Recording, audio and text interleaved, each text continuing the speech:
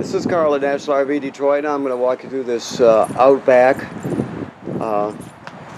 Model 28 RSDS, and the year is 2008. Okay, so you got a rear slide. Okay, you have two doors, obviously. This is a little kitchenette here.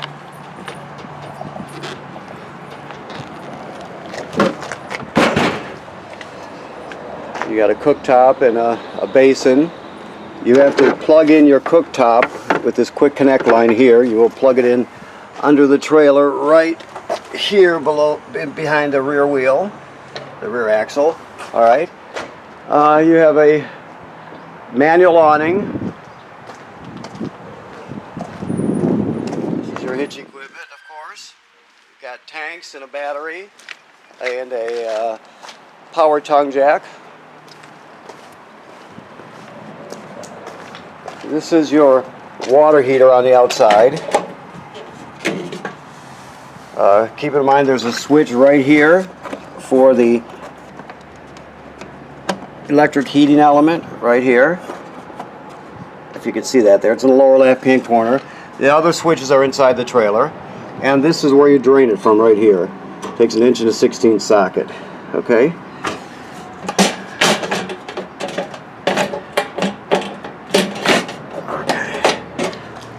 To get water to your trailer, the most common way is to hook it up right here. This is just regular city water. So you hook it up, turn it on, and you're all set, ready to go. Now, if you go to a campground that does not have plumbing on the campsite, you can pre-fill your onboard water tank right here, and then use the onboard pump to pump it. Okay. We've got, I would think, probably 2 gray tanks in this one. Let me look here and make sure before I say so. I guess maybe not. Alright.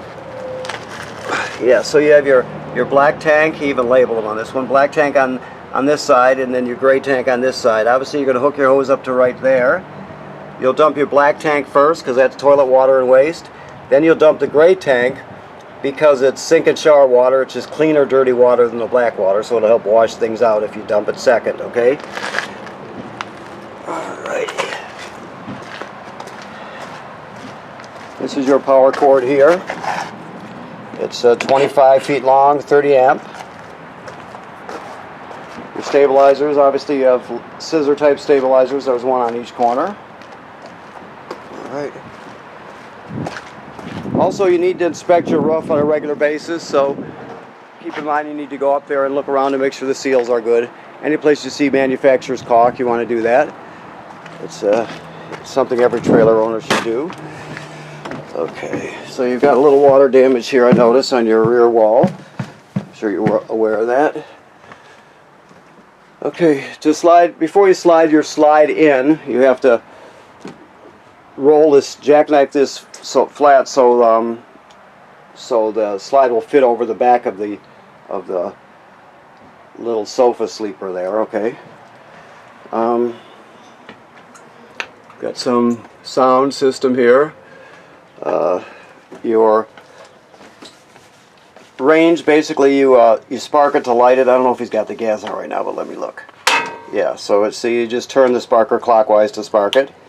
The oven is a little bit different. It has a pilot light here. It looks like it's never been used once, which we see all the time, by the way. But back here there's a pilot light, so you need a grill lighter with a long neck on it. And you'll go to pilot, like right there. Let me show you again. I don't know if you can see that with the way I had the camera. You go to pilot like that, then you depress it, holding it in, then you're going to spark the pilot light down here with your lighter. And when it lights, you're still going to hold this in for another 10 seconds or so. And then you go to operating temperature. You let it cycle on and off like an oven does, but when you shut it off, the flame goes out, but so does the pilot light. So you have to relight the pilot light each time you use the oven, okay? Now your refrigerator is a Dometic Americana style refrigerator. It's a gas absorption, so it works on either LP gas or 110 AC. So you turn it on right here. See, it went to auto. Auto means electric. The reason they call it auto is because it automatically searches for electricity and uses it if it finds it. If it can't, it'll automatically switch over to gas. Or if you have a power failure at the campground and you lose power to the fridge, it'll automatically switch over to gas so you don't spoil the food. So that's generally where you're going to have it. You can dedicate it to gas by doing that, but if there's no electricity, it'll switch to gas either way. Alright, and the other thing to know is this thing here is called a thermistor. It just slides up and down, if you can see that. You want to slide up as high as it goes, and that makes it as cool as it could possibly be. So generally speaking, you'll have it up all the way. This here is a carbon monoxide, or I'm sorry, an LP gas detector. Okay, it should always be green like that. This device here is a power converter. So it has regular household circuit breakers on one side, that's 110 AC, and then the power is converted over to 12 volt DC on the other side. You'll see 12 volt fuses. And also keep in mind that when you're plugged in, this will charge your battery up front and keep it charged. So it converts AC power to DC power, plus it'll charge your battery. Alrighty. Range vent hood. The microwave works like any other microwave, of course. You have a slide out here, a side slide out. Switch that top rated is right here, next to this mirror. Okay. Your lights are here. And this is your how you check the levels in your tanks. First of all, your water pump switch is here. If you're carrying water in your tank, you'll need to use that. Your water heater on gas or electric here. Remember, there's also an electric switch outside. Keep that in mind. It has to be on. And then your battery's charged. Fresh water is empty. Black water is almost empty. Gray water is empty. Well, definitely. I think this is going over to the dump station right now as it sits. So that's how you'll check your levels. Obviously, they'll light up in 1/3 increments until it's full. All right. So you have your thermostat. You're just going to push mode and you'll cycle through it basically. Very self-evident. Like so. Okay.